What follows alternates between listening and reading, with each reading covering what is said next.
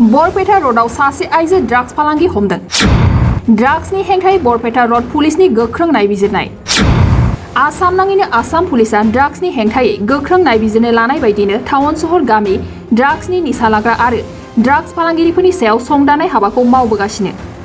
Drugs फालांगिरिफोरनि हेंथायै Barpeta Road पुलिसा एन्टि ड्राग्स अभियानखौ मावफुंगासिनो।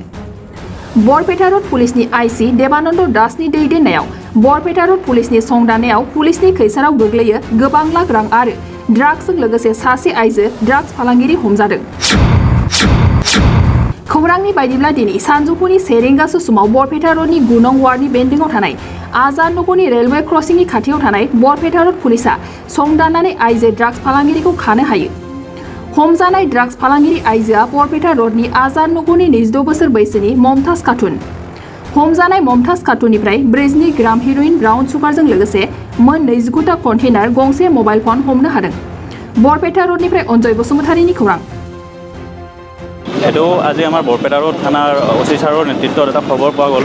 মানে ইয়াত আজাদ নগৰত এজন মাইকী মানুহে ড্ৰাগছ বিক্ৰী কৰিবলৈ আহিছিল। সেই খবৰৰ ভিত্তিত আমি অভিযান চলালোঁ আৰু মাইকীজনীৰ পৰা আমি এটা বেগত 29টা কণ্টেইনাৰ পোৱা গ'ল।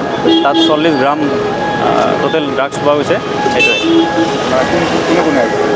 কি কৈছে মানে কোন অঞ্চলত এইটো আজাদ নগৰ, এইটো ৰেল গেটৰ ওচৰতে।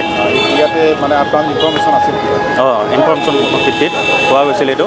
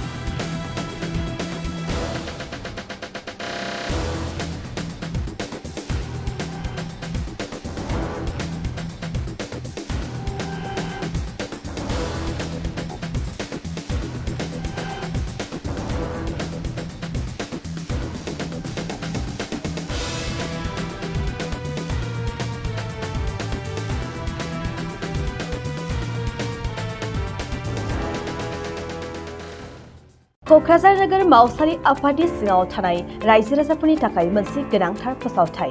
क'क्राझार नोगोर मावसारि आफादाव प्रपार्टी एबा हल्डिं टेक्सनि सेल्फ एसेसमेन्ट आरो रि एसेसमेन्ट खामानिया सोलिगासिनो।